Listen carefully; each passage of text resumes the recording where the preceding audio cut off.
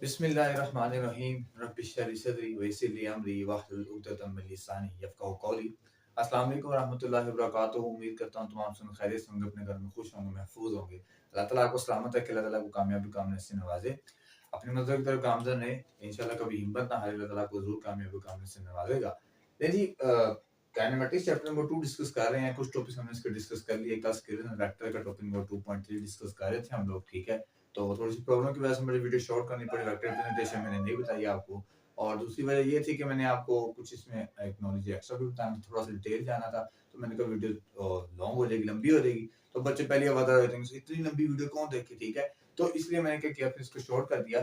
तो vector representation में हम वेक्टर को रिप्रेजेंट कैसे करते हैं, या हमारे पास जो क्वेश्चन एक बनता है जी, क्वेश्चन ये बनता है कि sir how we can differentiate, या हाउ वी कैन डिफरेंस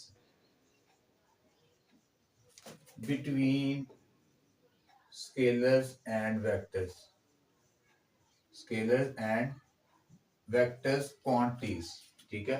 कि सर हम कैसे डिफरेंस कर सकते हैं स्केलर्स और वेक्टर्स क्वांटिटीज में। तो इसका आंसर हम लिखेंगे कि यार कैसे सर हमें कैसे पता लगेगा कि स्केलर क्वांटिटी कौन सी है, वेक्टर कौन सी जो कि नवाब साहब है, मेरे पास स्केलर और वेक्टर जो क्वांटिटीज थी, ठीक है। तो वेक्टर्स जो मुझे मैग्नीट्यूड और डायरेक्शन दोनों लेनी पड़ती हैं। लेकिन अब मुझे कैसे पता लगे कि अगर एक तो ये है ना कि डायरेक्शन एक मैं सिंपलीफाई कर रहा हूँ कि सर इस डायरेक्शन में है, लेकिन अगर मुझे डायरेक्शन ना देनी हो, उसके अलावा मैंने बताना हो अपनी अल्फाबेटिक वैल्यूज में, कैसे बताऊं कि सर इसकी ये वेक्टर है, उसकी कोई ना कोई डायरेक्शन है। तो उसके लिए क्या किया हमने, डिफरेंशिएट करने के लिए, डिफरेंस रखने के लिए इन दोनों के स्केलर्स और वेक्टर्स के दरमियान, उसका आंसर ये है कि आप क्या करें, जब आपने डिफरेंस क्रिएट करना स्केलर्स और वेक्टर्स में, तो वेक्टर्स को आप लोग क्या करें जी, वेक्टर्स को या तो आप लोग वेक्टर्स को आप लोग क्या करें, या तो वेक्टर्स के ऊपर एरो डाल दें इस तरह, ये ठीक है, या वेक्टर के ऊपर बार डाल दें, ठीक है, या उस वेक्टर को बोल्ड कर दें,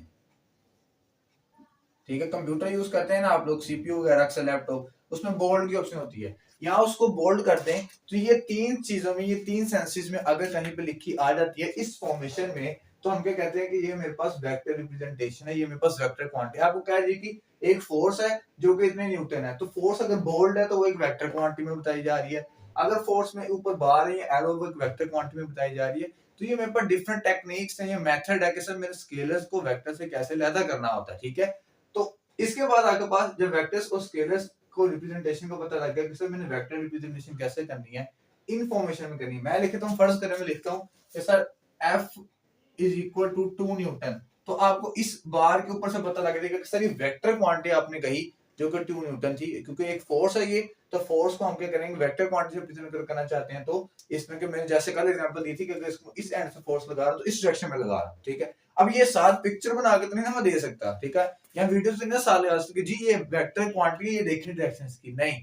हाँ, मैं इस तरह इसको रिप्रेजेंट करके बता सकता हूँ, ठीक है। या मैं इसके साथ ये लिख सकता हूँ कि force is 2 newton along west, along east, जैसे कल मैंने डिस्क्राइब किया था, ठीक है। तो इन डिफिकल्टीज को ओवरकम करने के लिए हमने वेक्टर रिप्रेजेंटेशन को स्केलर्स से डिफरेंट शो करने के लिए ये प्रोसेस हमने कर लिया।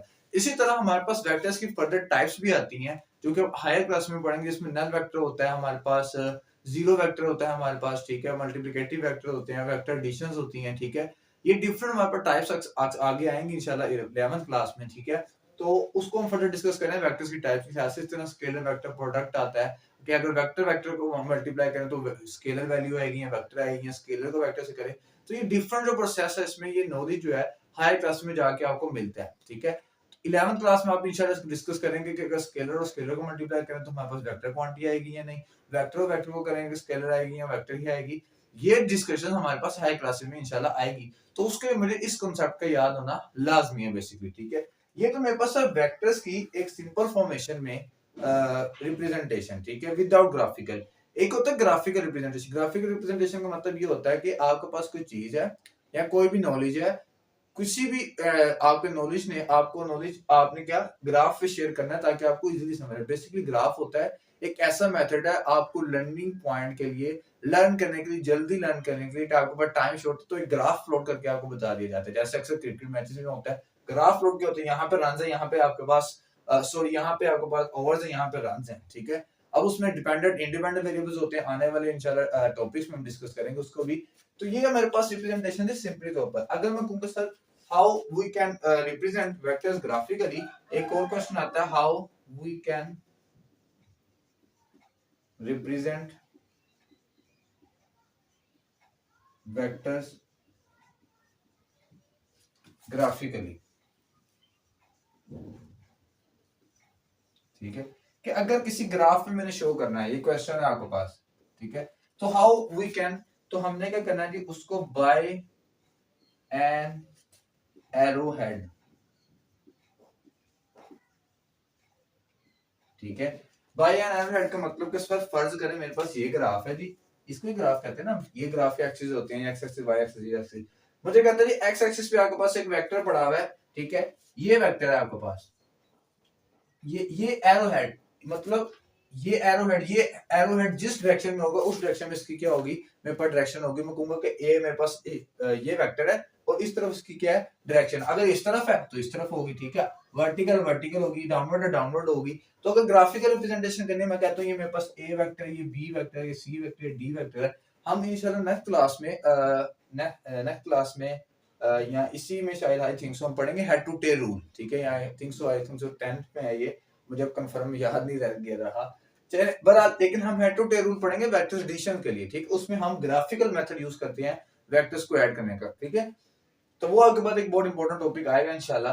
तो वेक्टर को ग्राफिकली रिप्रेजेंट करने के लिए हम क्या करते हैं, by an arrow head show करते हैं। और एरो हेड क्या मतलब है जी, कि एक स्ट्रेट लाइन और उसका जो एरो हेड है, ये जो हेड है ये डायरेक्शन शो करेगा सर इस तरह को जा रहा है, ठीक है, जैसे हमारे पास तीर कमान होता है, बो एंड सा, ठीक है, वो तीर कमान जो हमारे पास होता है उसकी एक एरो हेड की ये डायरेक्शन होती है, ठीक है। तो ये मेरे पास था कि हमने ग्राफिकल रिप्रेजेंटेशन और विदाउट ग्राफिकल रिप्रेजेंटेशन वेक्टर्स की कैसे करनी है, कैसे मैं स्केलर्स को वेक्टर से डिफरेंट कर सकता हूँ, कैसे एक नवाब को शरीफ को मैं अलग कर सकता हूँ, ठीक है। तो ये चीजें थी सर जो उसमें हमने डिटरमाइन की है, ठीक है। तो आपको ये शॉर्ट सी टॉपिक है, आप शॉर्ट सी वीडियो बनी है, इंशाल्लाह नेक्स्ट वीडियो में मिलते हैं कल आपको एक नई वीडियो के साथ, एक नई नॉलेज के साथ, डिस्प्लेसमेंट वगैरह का जो नॉलेज हमारे पास इंशाल्लाह आएगा फर्दर, ठीक है। तब तक के लिए थोड़ा इंतजार करें, अगर वीडियो अच्छी लगती है उसको लाइक किया करें, शेयर किया करें, सब्सक्राइब करना मत भूला करें, बेल आइकन को लाजमी दबाया करें और दोस्तों के साथ ज्यादा से ज्यादा शेयर किया करें। मिलते हैं इंशाल्लाह नेक्स्ट वीडियो में, तब तक के लिए अल्लाह हाफिज।